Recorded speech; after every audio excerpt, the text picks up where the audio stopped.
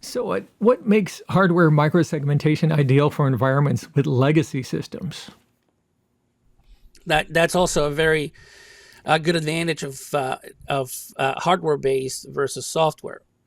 When you have a legacy device, call it a 20, 30, 40-year old device, SCADA systems, PLCs, industrial controllers, they are usually, these are machines that have been so well built that sustain, a long time and can be running 20, 30, 40 years after they've been manufactured.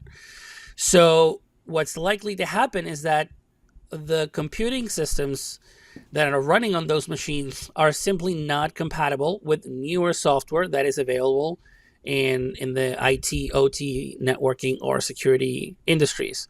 So, for instance, most SCADA systems are running on Windows 95 computers because that's when they were built, that's when they were deployed, and they handle such a critical infrastructure that nobody wants to get close to them to update, upgrade, reconfigure, troubleshoot, etc. It's really hard.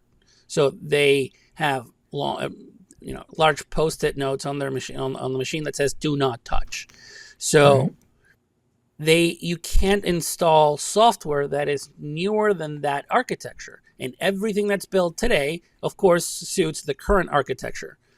So think about the newest piece of software protection that's out there. It is very, very likely that will not be compatible with that Windows 95 box. So those machines are immediately rendered, they're exposed because you just can't install that piece of software. When you have hardware-based solutions, because they handle raw networking, they don't need that driver, they don't need that agent. They only need to be compatible in terms of the networking and protocols that they handle. So if you can adapt to that, then you can provide a protection to that Windows 95 computer without having to modify that machine at all. Yeah. Sounds like a much simpler way of doing things than typical networking, trying to patch things together with current operating systems. It's a hard task to accomplish. It is, architecturally speaking, it seems a no-brainer.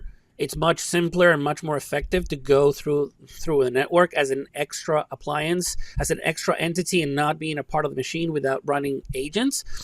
The problem is that it is so much easier to accomplish it with an agent. The agent has the power to ask the operating system for information. It can ask the operating system to make structural changes, configs, networking. It's much, much simpler to just deploy an agent. It is 100 times harder to do it when you have no footprint on the machine.